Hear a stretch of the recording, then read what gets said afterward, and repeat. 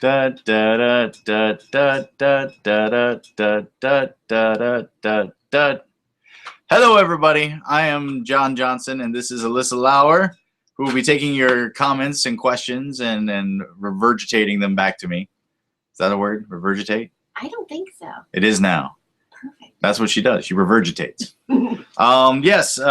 So if you've never seen this before, I'm making a movie eventually called House of Horrors, which is a monster mashup: Wolfman, Frankenstein, Dracula, Mummy, all of which are involved. And I'm doing an intense study on each monster and their basic impact and what they represent in pop culture and film. As in, well, and more than just film, but it goes out to comic books, TV series, web series, stuff like that.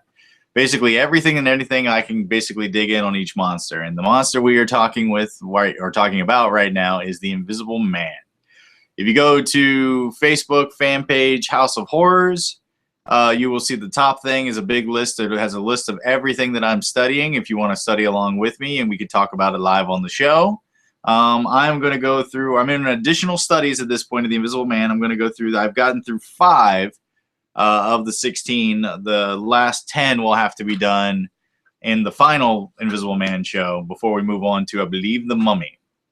Johnny, you left out somebody very important who's patiently waiting. Oh, yes.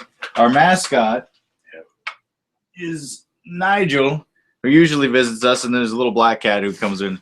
Look. Say hello to the people. No, he just, yes. You can't hear him, but he's singing a Prince song right now. In his vibrations of his throat. I think it's a little Nicky. He's what? I think it's a Nicky song. He's a Nicky song? Okay. So, yeah, we're going to be talking about the additionals, and then if you comment, question, and or Snapchat, which is the new thing we just added today, which is Johnny D Stone, all one word, and just send me a Snapchat. We'll play it live on the show. We've got one in the queue already. I'm going to wait a little bit before I get to that. And so we've got some residual questions left over from the previous show, so let's get on those before we get started. Okay, these are from March 21st. So the previous comment was from Stephen Har, which we had answered. So what are you being forced to chow down on the next show, Johnny? I think Alyssa should run a poll. Kenneth says, Kenneth Tabor, last show you have to do Invisible. And then Stephen Har says he'll drink to that. To do Invisible. I don't know. You have to think. You have to. Oh, what to eat? Well, what food is invisible? Bunny farts. Bunny farts. I don't. It smells like carrots. Oh.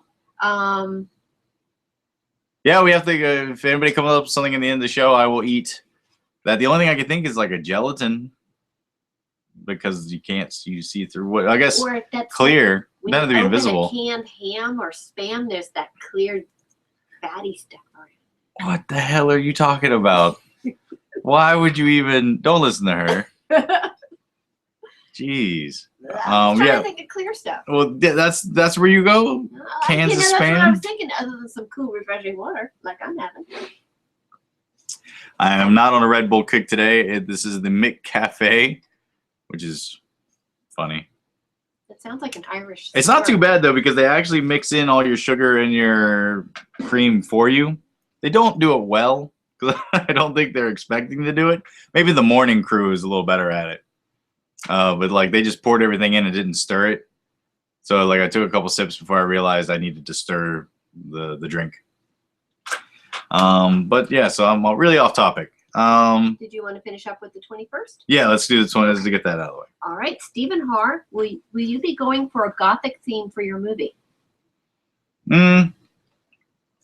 Probably. I mean, it's going to be modern gothic. It won't be late 1800s. Obviously, because it's a modern film, but we will be doing a kind of shadowy fog atmosphere that all the Universal films kind of brought in. We definitely will be doing stuff to pay homage to that, and the style would be very dark. I think that kind of look is something that I really took away from the studies that I've been doing and watching all the old Universal films. So I'd like to try to capture that at some point. There's got to be a big house in it somewhere, and there's got to be a graveyard, because those two seem to be in almost every single one of the Universal films has those two stages. So I think we'll definitely be doing something like that. First thing on the additional list is Now You See Him, which is the documentary that was released on the box set of the Invisible Man documentary on the whole thing. It's more, of course, Invisible Man is more about the technical side than anything else. I mean, there was some history to the actual film that I believe Boris Karloff was originally supposed to play the role, but couldn't because of had to do another film or something to that effect. But the thing that impressed me the most, because when you think about the Invisible Man, you don't think so much about makeup effects as you do technical effects. And how do you make things look like there's a guy there and that are interesting and cool? My favorite thing that they did is they built the entire snow studio up about 6 feet and had planks of wood where they would pull it and it would form footprints because the snow would fall. And that's how they did him walking, was just pulling these planks that made the snow look. So that kind of stuff really intrigues me, and coming up with things and solving that problem of how do you make the Invisible Man look like he's there even though he's not, without going CG. I mean, of course, the CG stuff was good for what it needs to do, and it's really good for hiding stuff, which is what I've used it for the most. Yeah, that kind of technical problems and stuff is really, really cool, and I like that. Really enjoyed that out of the documentary. Next. Rhonda Hicken says, Rhonda. Rock candy is clear and super sweet. What is rock candy? It's kind of just like, I think it's kind of like sugar water, and they make it all clumpy, kind of like a stalactite. You know, it's kind of like. Is it clear? It's clearish, yeah. Maybe we'll do that. Could do that. That wouldn't be so bad. That wouldn't be bad at all. Can you find that? Oh yeah. Oh, okay. That shouldn't be an issue. All right. Well, until we come up with something better, invisible rock candy. Wait, you sure you don't want the spam fat? The spam fat doesn't. I mean, you would think that I would, but no. Sadly, not so much. Unless you guys really vote for it. But right now, I'm going with the rock candy. You did have a poll, didn't you? Not for this one. We had a poll for but we didn't have any ideas for this one. I swear you'd put a poll up about clear stuff. Not about this one. We did it about the the gravy nuggets. The gravy nuggets. Yeah. For what was it, Wolfman? It was the gravy nuggets? Yeah. Yeah, Wolfman. Yep. Yeah, so that'll be something terrible for me to do later. Next. And then Rhonda Hicken again. Rhonda. My questions are getting better. LOL. And that is that for March 25th. That's the old show? That is the next up we have April 17th.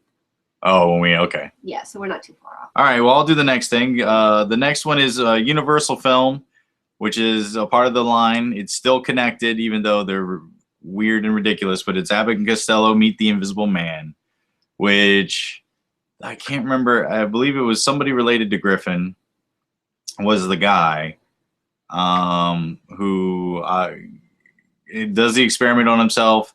It's the same basic principle. It starts making him crazy, but he's trying to solve murder. Oh, it was basically they took like the plot of 1 and 2 of The Invisible Man Returns and The Invisible Man, where he's trying to solve his own, like trying to debunk that he didn't do the crime and it was these mobsters that did it. And the Abbott and Costello stuff obviously is a lot of fun. They did get really weird with the science at the end, where because he went invisible. I think it was Costello. When Costello went invisible, when he kind of started coming out of it, his legs were on backwards. Not entirely sure how the invisible serum does that, but comedy. But other than that, it's actually a pretty fun movie. It was good. Not my favorite in the franchise, but it was cool to kind of see that it was really connected to the sequels of the Invisible Man series. So I enjoyed it, and it's definitely worth watching, especially if you like the old Abbott and Costello movies. I do believe that Vincent Price comes back as the Invisible Man in Abbott and Costello Meet Frankenstein, even though it's very brief. But I believe he's in that monster mashup, which is the first time I think Invisible Man is ever involved in a monster mashup, with the exception of the League of Extraordinary Gentlemen, which isn't so much a monster mashup, but he's in that, along with Hyde. All right, next. All right, on to the April show. Earlier April, Stephen Haar. This is a long one. Okay. What parts of the book are universal and can be accessed by everyone? What parts are grounded in the Black experience? And or what parts are particular only to the narrator? Wow. Okay. The next step in my research, as in number 6, is the actual book. So I've actually never read the book. Well, I will before next show because it's short enough that I'm able to fit it in. Yeah, I'd have to look at it about what's more dated. Put a note by that we'll bring that up next. I have it printed out, so we can bring that back up. in the next episode, and I'll be able to answer that a little bit more thoroughly. But for now, coming soon. Okay. Well, his other question is, I think, about the book as well. So you want me to read it, or do you want to skip it for when you read the book? Let's skip it until we get to the book. I think we just got another for Snapchat. Snapchat. Where somebody added me. I don't know if they actually sent a question or not. All right, so I've added them.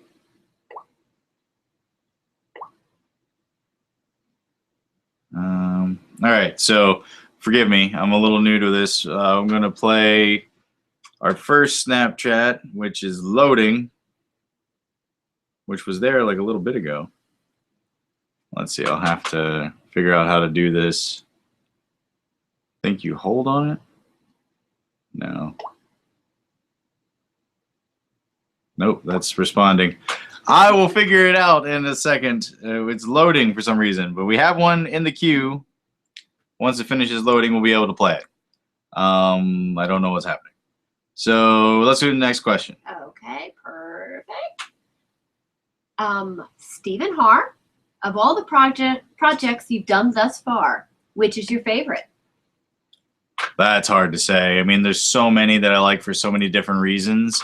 Plan 9, obviously, for taking me to that next level of filmmaking and teaching me so much. Fear Fighter for being my first film. Skeleton Key for just being the closest to my brain. I guess it's just my brain bleeding on film. I don't know. It changes. I mean, I've got a lot. It's like I have some that I dislike, I guess, more than some of the other ones. You tell. No, I won't do that because they're fans of those and they'll be mad at me. But it's hard to say. I definitely really like. More recently, I was just talking to somebody that I feel I did my best. Would be Transfer's Paradox, which hopefully you guys will get to see soon. But that one came across really, really well. Plan 9 did as well, but Transfer's Paradox, I can't wait for people to actually get to see that in one way or another. But that's a whole other thing. All right, so it looks like it's up. I'm going to tap it and see if we get it. It is a boggle.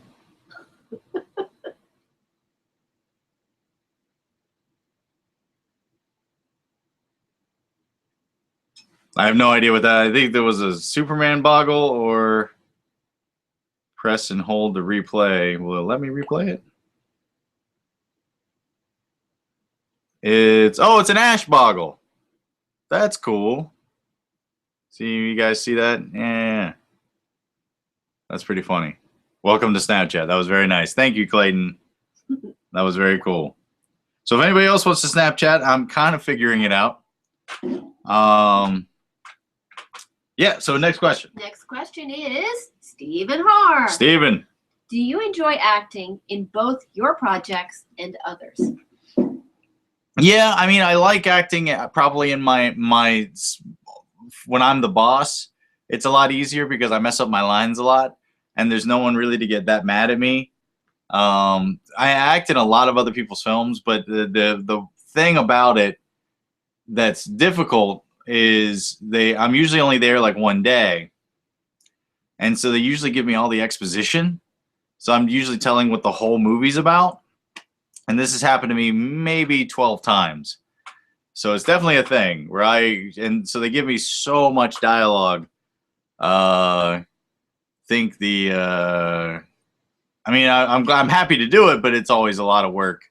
But when I work to my own stuff, I can mess up more, and I don't feel as guilty as I do on other people's films, because I know how hard it is to make a movie, and I try not to set them back. But I do enjoy it. I started acting in my own stuff mainly because I knew I was going to show up. And when you were making movies with your high school friends, there was a big chance that you weren't going to have that person show up, or quit, or meet a girl and lose them to the puppy love. So I started just as a necessity, but then ended up kind of learning how to like it, and then just getting that attention from fans that they seem to like me doing it too. So I just kept with it. But yeah, in other people's movies, I enjoy doing it. Just if you're out there, young filmmakers, and you'd like me to be in your movie, that's great. But I don't have to have all the exposition. It's a lot of dialogue. It's a lot of studying. I keep playing in Grave Bit. I'm Dayton Flynn, and who has just exposition upon exposition. And some of the other actors will probably shoot me if there was ever a season 2, because I had so much trouble getting through all of that dialogue, every episode. So they were definitely champs, but they couldn't get that mad because I was the boss. You see how that works? But on somebody else's movie, I'm not the boss. I'm just the schmuck who got lucky enough to be there. So it's just more stress. Yeah, this is a long-winded answer, but I think I got it. Next is the Invisible Man TV series. This is the 2000 series. Yeah, it was well done. It was interesting how Sci-Fi Channel will do really good series, but their movies are kind of known for being bad, and they kind of purposely make them to be bad. But their television series, they go really all out for. And it was good. It changed up the concept a little bit, but it still kind of stuck to the original idea. This one, there was a surgical gland that would make a translucent shell that would form over the actor that eventually would break, and he would only get it from extreme emotion when he was horny and fear and things like that. So the way that I did it, because I couldn't watch the whole show, it was 2 seasons. I watched the original movie, then I watched the first episode of second season and the finale to the whole show. So it's kind of like watching 3 movies. And so I did that to kind of get a feel for everything the show was going to go. And then if I felt like I really missed something, I would go back and dig in. But I think it was very episodic, like individual adventures once they got through the overall thing. The other interesting part about it is that he got like a Hyde syndrome, where the Invisible Man, instead of going just pure evil, he would kind of get like this dark side to him that would happen, and he'd have to keep getting a shot by the government to not go crazy and rape and kill, which he loved to do. So yeah, no, I definitely say it's worth a watch, and I think the pilot's on YouTube now in its entirety. But yeah, it was good. It was cool. It was definitely a lot easier to handle than Swamp Thing.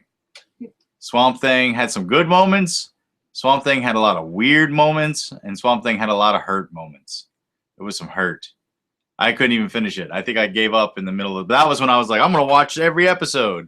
And I think second season, I fell off the train, mainly because third season, the only way to get it was on DVD, and it was like $70. And I was like, Swamp Thing. So I just started reading all the little synopsises to the episodes and realized I didn't miss out on much. So I'm okay. And you're $70 richer. And I'm $70 richer. Another from Stephen Haar. If money wasn't an issue, what would be your ideal movie, and who would you cast? Yikes! That's a lot. I mean, that's a lot of movies. Yeah. If money wasn't an issue, I would make 2 features a year, starring everybody that I love. Jeffrey Combs, Ash. I do have an idea. Well, because I mean, it would just be a bunch of movies. Oh, we got oh no, we got an ad. People are just adding me. It's a start.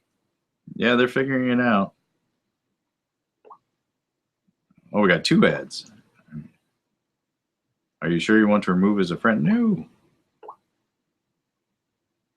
All right, so we got ads. I don't know if anybody's actually messaged me.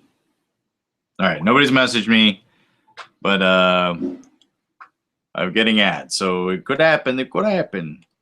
What was I talking about? About the movies you were going to make. Oh, yeah. It's not an issue. There would be one that'd be kind of fun of actually getting all the heroes from all the early 80s and 90s movies like Friday Night, Gremlins, Runestone, all these kind of hero guys, Lance Hendrickson, not Lance Guest, Last Starfighter, and like they all have to get together to like fight some kind of evil, and they all have this history because they had defeated, previous, not the actual characters from those movies, but you would recognize their faces, like, oh, that guy took on Freddy, oh, that guy took on Jason, and then like having them all in one movie together would be kind of cool. So that's one that I really want to do. But yeah, no, I mean, there's so many. So many. I just want to make a lot of movies because that would be that's the dream, to make so where I don't have to do anything else. I could just make 2 films a year with whoever I wanted. That would be amazing. And all your friends would be so happy. And all my friends would be working on it. That's what we want. That's the goal. Yes, make us happy. Yes, make us happy. That is the goal. Yes, next question. Okay, another from Steven. Steven. What inspired you to pursue your current path? I don't really know. I wrote and directed a play when I was 7. Made my first movie when I was 8. I don't know. I was just always instilled with it. Like I just knew what I wanted to do, and I was very lucky that way. A lot of my friends were going through high school and college not knowing what they wanted to do, and I just did. I just got really lucky, well, or cursed, however you look at it. But yeah, no, I was definitely excited and cool about every step of it. I haven't had too many regrets thus far, except for that one.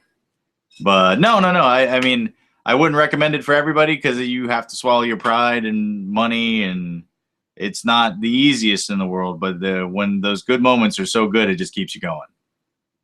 So I guess that's it. I don't know. I don't really know what inspired me to start. I mean, there's so many movies that inspired me, but I was born wanting to do it. I was born in this shirt and this hat. I came out and smacked the nurse's ass, and she coughed. I was very afraid. How was her name? It was Nurse Frisky. Yes. All right. So the last thing on the list was Son of the Invisible Man, the short film, which was all a part of a movie. I didn't actually watch the whole movie. I just watched the short. I can't remember what the name of the movie was. It was like Psycho Babes from the Moon or something to that effect, where it was funny because it was a guy who, once again, was a part of the Griffin family line, who thought he was invisible and actually just stripped naked and walked out and messed around with people while being naked. So it's funny. It's all on YouTube. It was good, especially because they really tried to capture that Universal film, and they made fun of a lot of the stuff that the other Invisible Men had done. But it was just this naked guy that everybody's basically pretending. Ed Begley, yeah. Who I really liked in Transylvania 6500. Yeah, he was great in that. But no, it's definitely fun. It's worth a watch. It's like 4 or 5 minutes. Yeah, go do that. Go watch it. Totally do it. Well, that's the end of my list, but we got some more questions. We'll get caught up. Questions. It's Stephen Har night. Stephen Har. Yeah, every once in a while there'll be one or the other, and then sometimes they're both of them. Yeah. We're talking about Kenneth Tabor as the other avid supporter. Well, Stephen Har has a comment. Grave Bit is getting better with each installment you release. Congrats. Thank you very much. Thank you. We put a lot of work into that when there's really no money. So it's just kind of pulling on whatever we got and around us, people and equipment and props and stuff. And Jared is also a big part of that. We wrote it together. and he made like the cross and mostly all the stakes and stuff you see. So it was definitely cool working with a partner for it. But yeah, no, thank you. And I think episode 6 aired today, and there's 4 more, 7, 8, 9, 10. There's only 4 episodes left till it's over. And it's got a big finale with Camille Keaton from I Spit on Your Grave. So that'll be fun. Next question. Stephen Har. Stephen. How much practical effects as opposed to CGI will you be using? As much practical as we can. Anything we can do practical, we will. CG, not so much unless we absolutely have to. But I think CG is really just going to be covering blemishes and hiding pulleys and stuff like that, like hiding stuff more than actual like CG blood or anything like that. Like as much as we can get away with, we will do practical. Next. Stephen Hall. Stephen. How much freedom do you enjoy working on your own projects as opposed to others? I like them both. I mean, I of course prefer to like be in my own space and then work on my own projects. However, there's no one to blame if something goes wrong or if something doesn't come across on screen that well. It's all kind of it's your fault. So when you work on other people's movies, usually you get paid, which is nice, and then you're only responsible for that individual job that you're there for, not the overall project. So if the movie sucks, it might not be your fault. Where if you're doing it all yourself and the movie sucks, it's definitely your fault. So there's a give and take. I prefer the risk of trying to make a movie myself and hope that it doesn't suck. But there definitely is a benefit to and a lot less stress when you're working on other people's movies. And you learn stuff because they might be doing something slightly differently than you do. And you can kind of pick up those things and adapt it into your workflow. So it's kind of cool. Next. Guess who this question's from? Stephen Har. Hello. Thank you. Of all the Versus or Monster Mashup movies out, which is your favorite? For Versus, I mean, Frankenstein meets the Wolfman. That's a hard one to top for Versus. Monster Mashup is Monster Squad by far.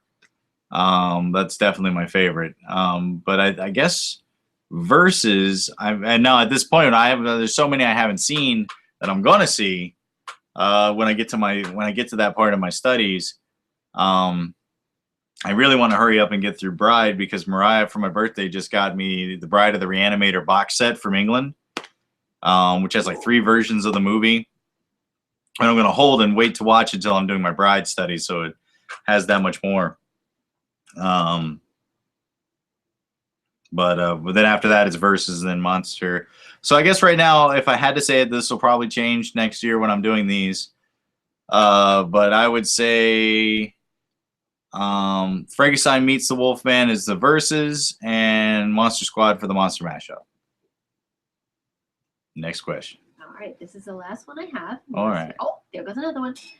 Stephen Har, a lot of these monsters, Wolfman, Jekyll Hyde, Invisible Man, etc., do you think their inflictions can be rewritten as more psychological issue than monster madness? Example, what if Wolfman really had anger issues? Jekyll Hyde suffered from schizophrenia. Invisible Man always felt ignored, etc. Absolutely. And in fact, like there is like in most of the documentaries that I watched on each monster, there's always been a science one that kind of bases the whole idea of each monster and each creation and each fear based on some kind of science.